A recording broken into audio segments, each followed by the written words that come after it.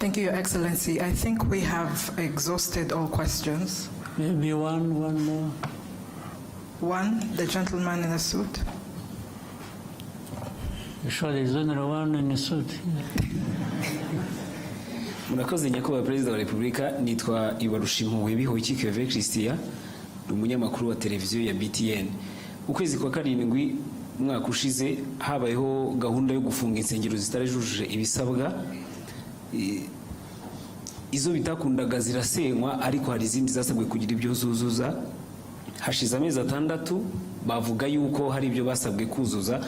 Bagize bati mutubwirire umubyeyi yongera dutumeho za ntumwa zize zurebe ibyo twasabwe kuzuza ko twabikoze, twongere tube twafungurirwa. Ikindi, hari abasore n'abakobwa hano hanze hano tujya tuganira no ku mbuga nkoranyambaga, bavuga yuko gushaka cyangwa se kubaka ingo bigorana kubera ubushobozi n'ibindi babona bishobora kubatera ubwoba. Ndagira ngo muze kugira ubutumwa mu bagenera by'umwihariko ku buryo umuntu ashobora gutinda gushaka avuga ati ndi gushaka ubushobozi, ingaruka bishobora kubyagira ni ibihe? Murakoze nyakubahwa Perezida wa Repubulika. Muri uko gushaka ariko harimo n'ubushobozi.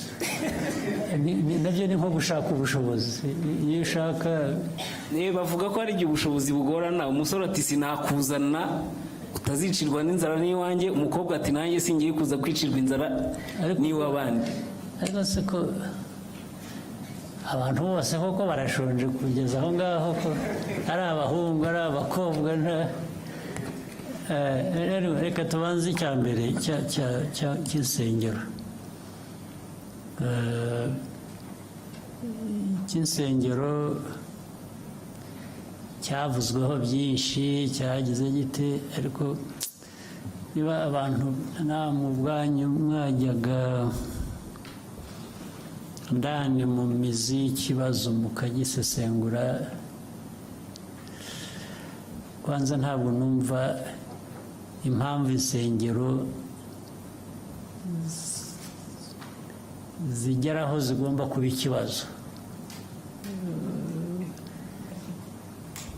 Kandi ubanza biba mu Banyafurika gusa, sinzi ko hari ahandi insengero zaba ikibazo. Ubanza ari naho bwa bushobozi butakariraga, bwa bundi bavugaga n'abadashakana, abantu bigiriye mu bintu biraho by'icyuka, nawe bashoramo ngira ngo bifuza kubarangaza gusa ngo Abanyafurika murindagire mujye mu bintu nk'ibyo ngibyo. Ariko reka ibyo mbe mberekeye aho ngaho bitaza kuvamo ibindi byinshi. Njye ku kibazo ubwacyo, hari insengero usibye ko ayo mateka yabyo ntashaka kuyatindaho ariko adasobanutse.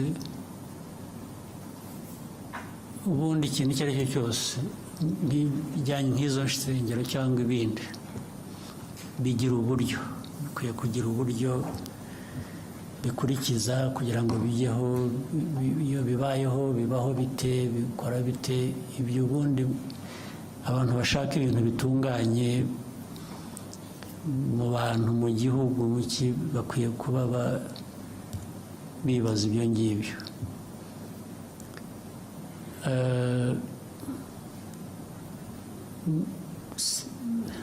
Ngira ngo mu byo wanavuze uremeranya nuko abo bantu hari ibyo bagomba kuba bujuje batari bujuje, noneho bakaba barabyujuje. Ubu ikibazo gisigaye ni ikindi, ni ukujya kureba niba noneho byuzuye. Nta nubwo bavuga ngo badusabye kuzuza iki kandi kidakwiye kandi atari cyo cyangwa icya, nuko bemeranya nibura n'ibyasabwaga gusa bakaba barabikurikije. Abantu bakava mu kajagari, nayo ibintu byari akajagari, n'uwabyirengagiza ni ukubyirengagiza gusa, ariko akajagari kari gahari karakabije mu bintu bitanasobanutse. Rero uburyo burahari uko byagiye insengero zafunzwe, aho bazifunze babwiye abantu impamvu, hari zitarafunzwe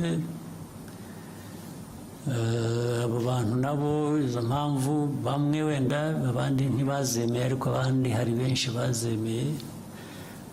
Muravuga ko hari abazujuje, ibyo ni byiza. Ubu gisigaye abazifunze bakwiriye gusubira inyuma bakareba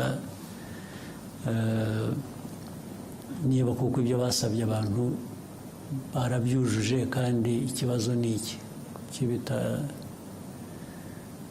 Ntabwo numva ari ikibazo kiremereye kidafite umuti, ahubwo abantu no gushyira mu bikorwa ibyo bakwiriye gukora. Ntabwo rero mbona ikibazo. Hanyuma ibyo kindi cy'ubukene buri mu bantu ni ikibazo nyine turwana nacyo buri munsi. Ibyo twavuze aha byose, igihugu aho kiva, aho kigana, ibyo gikora, ibi byambazwaga bijyanye n'ibyo dukora muri siporo n'ibyo tugira gute, hari byinshi. Tubari kujya no mu buhinzi n'ubworozi, tukavuga ibikorwa remezo, biriya byose imari ishorwamo ni ukugira ngo abo ngabo bashobore kugira uburyo bagira ikibatunga. Naho sinibwira ko uko banabivugaga cyangwa uko nabiheraho, ntabwo nibwira ko u Rwanda noneho dukwiriye gushyiraho fund, ingengo y'imari kugira ngo dufashe abashaka gushakana babuze amikoro. Ntabwo twabivamo, ni ukuri.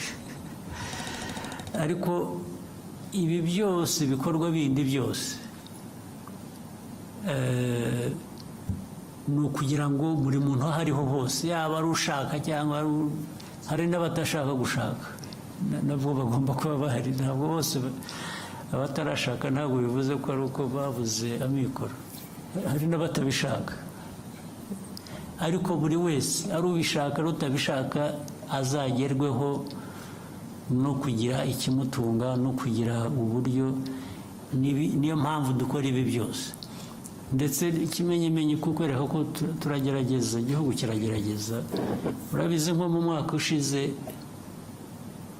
2024, uzi ko ubukungu bw'igihugu bwakuze ku 9.2%. Nta handi ngira ngo niba habaye mbere ku isi cyangwa harimo hambere hakeye.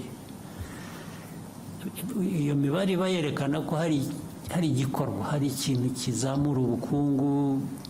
Kandi nk'uko tubivuga iteka, ubukungu bwacu buzamuka bushingiye ku bikorwa bigera ku baturage. Ubukungu cyane cyane bwagiye bukura bushingiye kuri industry na services, ndetse n'ubuhinzi n'ubworozi bwarakuze, bufite ibice bwakuzeho bigaragara bitari bisanzwe. Ibyo byose ni ibigerageza gushyira ubushobozi mu bantu, mu banyagihugu, kugira ngo naho ubundi ariko hari abacyari abakene, hari abakene, iyo ntawe ubihakana. Ariko niyo mpamvu tugomba, bimwe navugaga, mu byo dukora tugerageza kwihuta, tugakora ibishoboka byose. Bitwara igihe, ariko ni ukugerageza abo ngabo nabo ni ugushakisha abana dushyira mu mashuri, mu myuga, mu biki, barimo muri abo ngabo, ni ukugira ngo bashobore kugira ikintu bakora, ariko bunganirwe n'ibi bindi bigari tugerageza gukora. Byagira uko nta kundi twabigenza, ahubwo ni ukubwirana n'izo nsengero by'amadini. Rimwe na rimwe nibajya kubasezeranya bajya babaca makeya, cyangwa babikorera ubuntu kugira ngo byose ibintu byorohe, si byo. On behalf of the media, Your Excellency, thank you for taking the time today. I'm sure we'll have more opportunities in the future for such interaction. We wish you a nice evening. Okay, mwakoze nizere ko umwaka mwawutangiye neza uzakomeza ube mwiza hanyuma tugume duhurire muri ibyo bikorwa byo kurwanya ubukene n'ibindi bidakwiye. Asante sana. Mwakoze.